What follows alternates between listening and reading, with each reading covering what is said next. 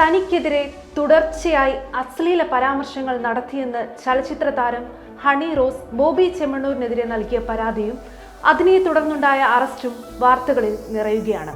സ്ത്രീകൾക്കെതിരെ അസഭ്യ പരാമർശം നടത്തുന്നവരോടുള്ള യുദ്ധമായാണ് പലരും ഇതിനെ കണ്ടത്.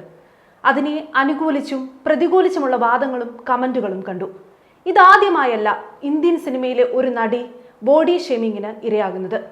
ആരോഗ്യപരമായ കാരണങ്ങളാൽ ശരീരഭാരം കൂടിയ വിദ്യാ ബാലന്റെ പോസ്റ്റുകൾക്കടിയിൽ വളരെ മോശമായ വാക്കുകൾ കൊണ്ട് ഫ്രസ്ട്രേഷൻ തീർത്തവരുണ്ട്. ഡെസ്കി സ്കിൻ ടോണിന്റെ പേരിൽ രാധിക ആപ്തെ അടക്കമുള്ളവർ ഈ കളിയാക്കലുകൾക്ക് ഇരയായിട്ടുണ്ട്. ഒന്ന് മെലിഞ്ഞാൽ, തടിച്ചാൽ, നീളം കൂടിയാൽ കുറഞ്ഞാൽ, നിറം അല്പമൊന്നു മങ്ങിയാൽ, എന്തിന് ഒരു പെൺകുട്ടി അവൾക്ക് ഇഷ്ടമുള്ള വസ്ത്രം ധരിച്ചാൽ അതിന്റെ നീളമളന്ന് ഷെയ്മിങ് ചെയ്യുന്ന രീതിയിലേക്കാണ് ഇന്ന് സമൂഹം പോകുന്നത്.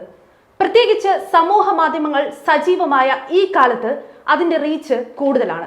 പണ്ട് ഇതിനിരയാകുന്നവർ കേൾക്കാതെയാണ് പറഞ്ഞിരുന്നതെങ്കിൽ ഇന്ന് അയാൾ പോസ്റ്റ് ചെയ്യുന്ന ഒരു ചിത്രത്തിന്റെ താഴെ പോയി നേർക്കുനേർ ചെയ്യാനുള്ള ഒരു ധൈര്യം വരികയാണ്. ഇത് നിയമം കൊണ്ട് തടഞ്ഞേ പറ്റൂ. അതുകൊണ്ടാണ് ഹണി റോസ് ഒരു യുദ്ധ പ്രഖ്യാപനം തന്നെ നടത്തിയത്. ഇതിനൊരു മാറ്റം വന്നേ മതിയാവൂ. ചില സ്ത്രീകളെ കാണുമ്പോൾ പലർക്കും പല കാരണങ്ങൾ കൊണ്ടും ആരാധനയോ താല്പര്യമോ തോന്നിയേക്കാം. അത് സ്വാഭാവികമാണ്, കുറ്റകരമല്ല.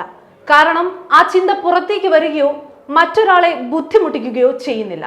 എന്നാൽ ഇത്തരം തോന്നലുകൾ വാക്കുകളിലൂടെയോ പ്രവൃത്തിയിലൂടെയോ പ്രകടിപ്പിക്കുന്നു. അത് സമൂഹ മാധ്യമങ്ങളിലെ മോശം കമന്റായോ പരിഹാസമായോ ഭീഷണിയായോ ചേഷ്ടയായോ പ്രകടമാകാം.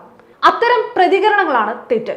ബോബി ചെമ്മണ്ണൂർ ഇതാദ്യമായല്ല സ്ത്രീകൾക്കെതിരെ ലൈംഗിക അധിക്ഷേപങ്ങൾ നടത്തുന്നത്.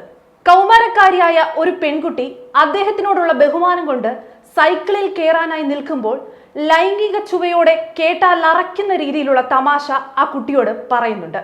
ഇതൊരിക്കലും ഹണി റോസിന്റെ മാത്രം പ്രശ്നമല്ല, അവരുടെ വസ്ത്രധാരണത്തിന്റെ തെറ്റുമല്ല. ഇത്തരം അശ്ലീല കമന്റടികൾ കേട്ട് കൈയടിക്കുന്ന ചിന്താഗതിയല്ലേ മാറേണ്ടത്? ഇന്ന് ഇത് ഹണി റോസിനാണ് ഉണ്ടായത്. നാളെ ഇത് എനിക്കോ നിങ്ങൾക്കോ നിങ്ങളുടെ വീട്ടിലുള്ളവർക്കോ നേരെയാവാം. ഏത് സ്ത്രീക്ക് നേരെയും എന്ത് വൃത്തികേടും പറയാനും എഴുതി വെക്കാനും കഴിയുമെന്ന് വിചാരിക്കുന്ന ആളുകൾക്കെതിരെ കർശനമായ നിയമ സംവിധാനങ്ങൾ കൊണ്ട് മറുപടി കൊടുക്കാൻ നമ്മുടെ സർക്കാർ സംവിധാനത്തിന് കഴിയട്ടെ. സ്വല്പം ചാരിറ്റിയൊക്കെ ചെയ്യുന്നത് അത് സദാചാരപരമായി സ്ത്രീകളെ വേട്ടയാടാനുള്ള ലൈസൻസ് അല്ല എന്നും എല്ലാവരും മനസ്സിലാക്കട്ടെ.